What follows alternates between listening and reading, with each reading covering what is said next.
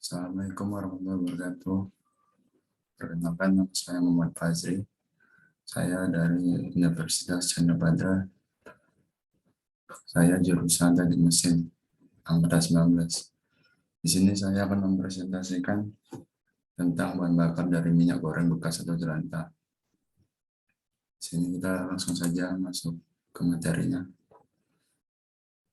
Minyak jelantah adalah limbah dan bila ditinjau dari komposisi kimianya, minyak jelantah mengandung senyawa-senyawa yang bersifat karsinogenik yang terjadi selama proses penggorengan.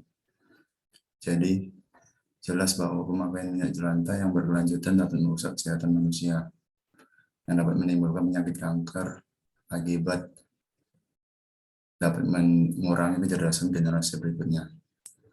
Untuk itu, perlu penanganan yang tepat agar limbah minyak jelantah ini dapat bermanfaat dan tidak menimbulkan kerugian dari aspek kesehatan manusia dan lingkungannya.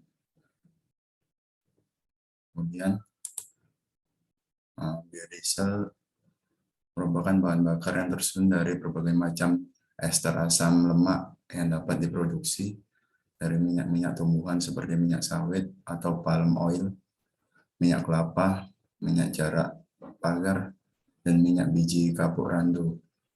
Bahan baku untuk pembuatan biodiesel ini berasal dari minyak goreng bekas atau minyak jelantah atau WVO, yang merupakan limbah yang dihasilkan dalam kehidupan sehari-hari. Next. Metode yang digunakan untuk pembuatan bahan bakar dari minyak jelantah yaitu dengan esterifikasi, yang dimana reaksi pengubahan dari suatu asam karboksilat dan alkohol menjadi suatu ester dengan menggunakan katalis asam. Reaksi ini juga sering disebut esterifikasi Fischer,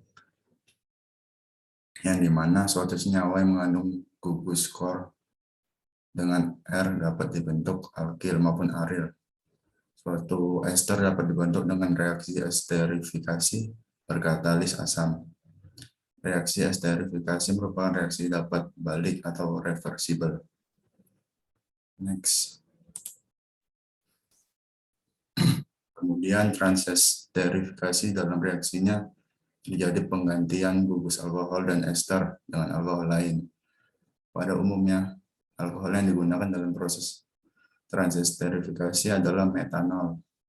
Selain itu, untuk mempercepat terjadinya reaksi, digunakan pula katalis NaOH. Next. Proses terbentuknya biodiesel yaitu dengan yang pertama penyaringan. Diperlukan untuk menghilangkan kotoran padat yang dapat dilakukan dengan memakai kain biasa atau penyaring kopi. Sebaiknya minyak dipanaskan lebih dahulu hingga 35 derajat Celcius. Selanjutnya, dengan penghilangan air, yang hanya diperlukan jika minyak bekas mengandung air. Jika minyak yang dipakai tidak mengandung air, prosedur ini dapat dilewati. Penghilangan air dapat dilakukan agar hasil biodiesel semakin baik karena reaksi lebih cepat dan pembentukan sabun dapat dihindari. Hal tersebut dapat dilakukan dengan pemanasan minyak goreng hingga 100 derajat Celcius.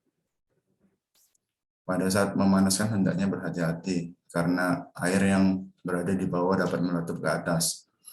Jika air sudah sangat berkurang, pemanasan dapat dilanjutkan hingga 130 derajat Celcius selama 10 menit. Kemudian minyak didinginkan secara perlahan. Next. Yang ketiga yaitu titrasi, yang dimana titrasi dapat dilakukan menentukan banyaknya NaOH yang diperlukan. Untuk perluan ini dilarutkan 1 gram NaOH dalam 1 liter air murni sebagai larutan beku. Campur 10 ml isopropyl alkohol dalam tabung reaksi atau wadah lainnya. Dengan 1 ml minyak goreng, penakaran harus tepat. Bila perlu digunakan pipet ukur. Kemudian tambahkan 2 tetes indikator fenol flatil Kemudian teteskan larutan beku sedikit demi sedikit hingga warna larutan tepat berubah mengental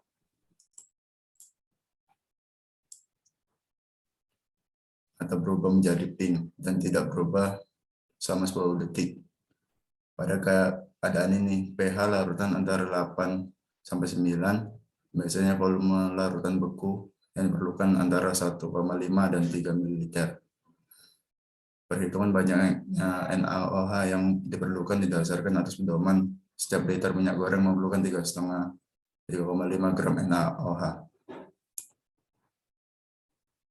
Next. Yang keempat yaitu pemurnian natrium metoksida.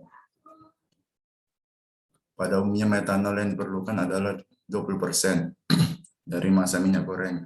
Densitas keduanya hampir sama sehingga dengan mengukur presentasi berdasarkan volume akan diperlukan hasil yang cukup akurat.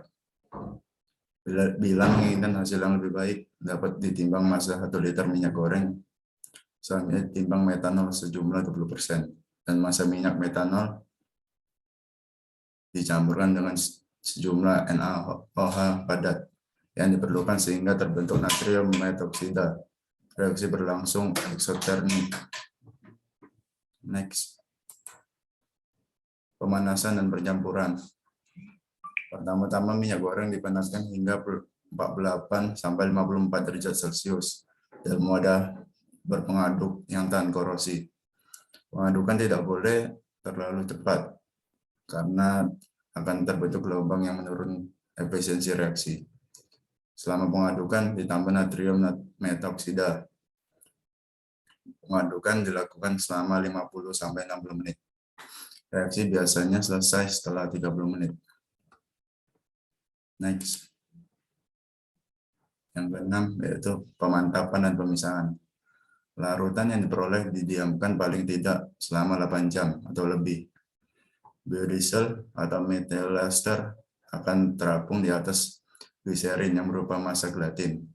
Oleh sebab itu, pemasangan mengadukan hendaknya di atas permukaan gliserin. Alternatif lain, produk reaksi didiamkan paling tidak 1 jam setelah pengadukan. Sementara suhu dipertahankan di atas 38 derajat Celcius. Sehingga untuk menjaga gliserin tetap setengah cair. Kemudian dengan hati-hati, biodiesel dipisahkan. Ini dapat dilakukan dengan memisahkan gliserin lewat bagian bawah. Gliserin setengah cair berwarna coklat tua, sedangkan biodiesel lebih terang. Next. Ketujuh, pencucian dan pengeringan. Pencucian dapat dilakukan dengan flotasi.